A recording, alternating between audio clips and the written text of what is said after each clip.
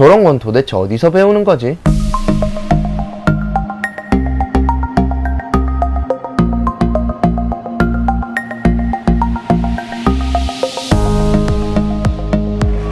안녕하세요. 금바 다이어리의 정재화입니다. 더블 J.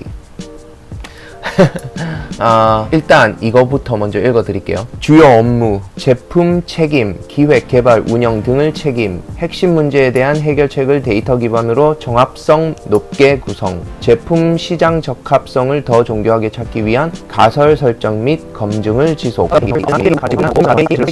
데이터 기반의 의사결정을 통해 이슈를 빠르게 해결한 경험, 블라블라블라. 네, 굉장히 뭐가 많습니다. 이게 뭐냐? 지금 한국에 그 원티드라는 잡 사이트에 올라온 프로덕트 매니저의 잡 디스크립션 중에 하나인데요. 이걸 읽고 보면 이런 생각이 들 것 같아요. 와, 진짜 뭐가 많다. 저런 건 도대체 어디서 배우는 거지? 뭐 이런 생각이 들 것 같습니다. 그래서 제가 오늘 하고 싶은 이야기는 프로덕트 매니저가 되기 위해서 필요한 것들, 혹은 필요한 능력들, 혹은 길러야 하는 능력들, 뭐 이 정도? 네, 그렇게 한번 이야기를 해보려고 하는데요. 최근에 제 채널을 봐주시는 분들이 너무나 감사하게도 조금씩 늘어나면서 이런 질문들을 좀 받았어요. 프로덕트 매니저가 되려면 개발자가 되어야 되나요, 우선? 아니면 디자이너가 된 다음에 프로덕트 매니저가 될 수 있나요? 프로덕트 매니저가 되려면 어떤 공부를 해야 되죠? 어떤 전공을 선택해야 되죠? 뭐 이런 이야기들을 굉장히 많이 들었어요. 일단 결론부터 말하면 전공 아무 상관없습니다. 물론 상관이 있는 회사들도 있을 수 있을 것 같긴 해요. 근데 제가 만약에 프로덕트 매니저를 뽑는다라고 한다면 전공에 대한 건 별로 크게 중요하지 않을 것 같아요. 결국에 그 사람이 어떤 능력을 가지고 있느냐가 더 중요한 건데 그러면 프로덕트 매니저가 가지고 있어야 하는 기본적인 능력들, 혹은 기술들, 혹은 소양들, 뭐 이런 것에 대해서 이야기를 해보도록 하겠습니다. 일단 크게 두 가지로 나뉘는데요. 하나는 hard skill, 그러니까 hard skill, 그리고 또 하나는 soft skill, 그러니까 soft skill이죠. 뭐 anyways, 일단 하드 스킬에는 세 가지가 있고, 그리고 소프트 스킬에도 한 세 가지 정도가 있는데, 첫 번째 하드 스킬은 analytic ability입니다. 무슨 말이냐면 분석적 능력이라고 해야 되나요? 뭐 한국말로 그 정도 되겠네요. 첫 번째가 그렇고, 두 번째는 technical, 기술적으로 얼마나 잘 알고 있느냐. 그리고 세 번째는 product and strategic insight, 제품 그리고 전략적 통찰, 이렇게 세 가지가 있고, 이제 소프트 스킬에는 첫 번째가 communication, 두 번째가 creativity, 그리고 세 번째가 culture fit, 뭐 이렇게 있을 수 있을 것 같습니다. 일단 첫 번째 analytic ability, 그러니까 분석적 능력부터 이야기를 하자면은요, 이거는 이제 보통은 데이터를 기반으로 어떤 결과를 이야기할 수 있느냐, 뭐 그런 스킬을 이야기하는 거거든요. 뭐 이런 게 있어요. 앱을 다운받아서 사람들이 처음으로 앱을 오픈한 뒤에 그 다음부터 일주일 동안 사용하지 않다가 어느 날 갑자기 오전 11시에 50%가 넘는 사람이 앱을 다시 켰다. 그러면 이건 과연 무엇을 의미하느냐, 그리고 왜 그 일주일 동안은 단 한 번도 이 앱에 들어오지 않았느냐, 이런 것들을 데이터를 통해서 이야기를 할 수 있어야 되는 거죠. 그래서 우리의 목표가 만약에 그 일주일 동안에 훨씬 더 많이 들어오게 하는 거라면 그러면 우리는 어떻게 해서 그 수를 늘릴 수 있을까, 뭐 이런 것들에 대해서 얼마나 그 데이터를 기반으로 이야기를 해낼 수 있느냐, 그게 중요한 스킬 중에 하나입니다. 이게 왜 중요하냐? 대부분의 디지털 프로덕트들이 고객을 실제로 만나서 장사하는 사람이나 혹은 식당을 하시는 분들처럼 대면을 하면서 뭔가 제품을 판매하는 게 아니잖아요. 그러다 보니까 그 프로덕트 안에서 고객들이 어떤 식으로 행동을 하고 어떤 기록을 남기느냐를 정확하게 읽어내는 능력이 굉장히 중요합니다.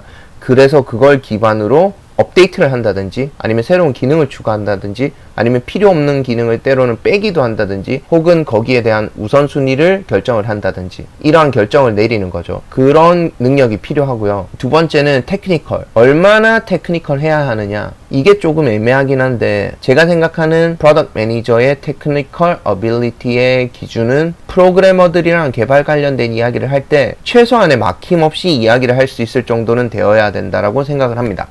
무슨 이야기냐, 만약에 예를 들어서 프로그래머가 우리 이번에 파이어베이스를 AWS 대신에 쓰고 그리고 서드파티 API를 개발 속도를 위해서 이런 것들을 쓸 거다 라고 했을 때 최소한 어떤 의미인지 무조건 알고 있어야 된다는 거죠. 개발을 프로그래머처럼 할 수 있으면 물론 더 좋겠지만 굳이 이 코드는 여기가 잘못된 것 같아요 뭐 이런 정도의 수준으로 테크니컬 할 필요는 없다라는 이야기입니다. 그리고 세 번째는 Product and Strategic Insight, 제품과 전략적 통찰. 그러니까 이거는 많은 양의 리서치나 혹은 시장 조사를 통해서 쌓을 수 있는 스킬인 것 같아요. 무슨 말이냐면 가령 요즘에 명상 앱들이 유행을 하고 있다. 이런 부분들을 프로덕트 매니저는 알고 있어야 된다는 거죠. 그리고 그걸 통해서 우리 회사가 이런 어떤 문제를 해결하려고 할 때 현재 우리가 가진 강점과 그리고 시장에서 유행하는 것들 그리고 그런 부분들 안에서 우리가 어떤 강점을 통해서 유저들에게 어떤 가치를 제공할 것이냐 이런 내용들에 대한 통찰력을 가질 수 있어야 된다는 이야기입니다.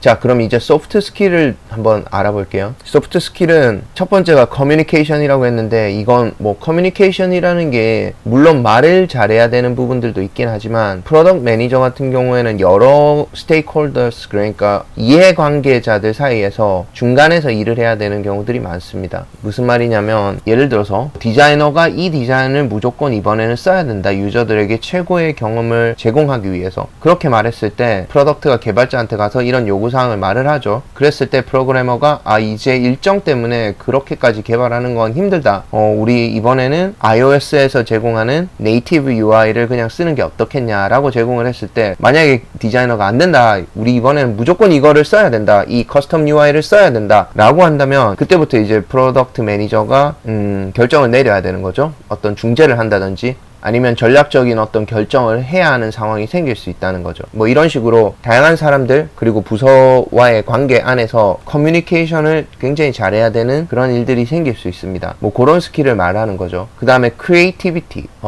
이 부분은 사실 있으면 더 좋은 거라고 저는 생각을 합니다. 제가 생각하는 크리에이티비티라는 거는 어떤 한 분야에 대해서 굉장히 많은 시간 동안 많은 고찰을 했을 때 어떤 특정 시점에 이르러서 창의적인 아이디어가 여러 가지 생각들이 결합이 되면서 나오는 거지 어떤 사람이 굉장히 창의적이다. 이 사람은 태어날 때부터 창의적이다. 그런 게 있다라고 저는 믿진 않아요. 제 개인적으로. 그래서 크리에이티브한 사람이다라는 건 최소한 어떤 한 분야에 굉장히 많은 시간이나 관심을 보여왔고 그 결과로 다른 사람들이 생각하지 못하는 어떤 특정 분야를 뽑아낼 수 있는 능력을 가지게 된 거죠. 그런 부분들이 있으면 이건 플러스 포인트가 될 수 있을 것 같아요. 그리고 마지막이 cultural fit이라는 건데 이 부분은 뭐 회사의 분위기 그리고 다양한 조직의 특성 거기에 맞춰서 얼마나 그 사람이 자기의 성향을 조절을 한다든지 아니면 그 조직의 문화에 맞는 특정한 리더십을 보여줄 수 있느냐 뭐 이런 내용들이 되겠습니다. 자, 그러면 여러분들이 만약에 학생이거나 혹은 프로덕트 매니저의 경험이 없이 프로덕트 매니저 쪽으로 커리어를 전향하시고 싶으신 분이라고 한다면 막막하실 거예요. 어떻게 보면. 왜냐하면 나는 지금 회사에서 저런 일을 하고 있는 게 아닌데 내가 어디서 저런 스킬을 쌓을 수 있을까 뭐 그런 생각을 하시는 분들이 많아요. 프로덕트 매니저라는 게 많은 회사에서 사실 신입을 뽑는 그러니까 주니어 레벨을 많이 뽑지 않아요. 그러다 보니까 회사들은 시니어 레벨 혹은 경력이 있는 직원을 원하고 그러다 보니 주니어들은 회사에서 경험을 쌓을 수가 없고 이 회사는 사람이 없다 그러고 주니어들은 잡이 없다 그러고 이런 상황이 생기는 경우들이 많은 게 프로덕트 매니저의 포지션이거든요. 근데 제가 팁을 드리자면 만약에 여러분들이 정말 프로덕트 매니지먼트 일을 해보시고 싶고 그리고 그쪽으로의 커리어 전향을 생각하시거나 혹은 진로를 고민하고 계시는 분이시라면 제가 추천드리는 방법은 본인이 시간이 날 때마다 프로덕트 매니저가 됐다라고 생각을 하시고 제가 앞에서 말씀드린 그런 스킬들을 쌓을 수 있는 여러 가지 액티비티들을 꾸준하게 해보시는 게 아마 도움이 되실 수 있을 것 같아요. 예를 들어서 내가 좋아하거나 내가 사용하거나 혹은 내가 생각했을 때 부족한 부분이 있는데 이 부분은 내가 이걸 더 좋게 만들 수 있다 라고 생각하시는 어떤 서비스가 있다라고 하시면 그걸 하나 결정을 해서 내가 마치 PM인 것처럼 분석을 해보시는 거예요. 특정 자료가 정확한 그 앱이나 혹은 웹사이트에 대해서 정보가 없다라고 해도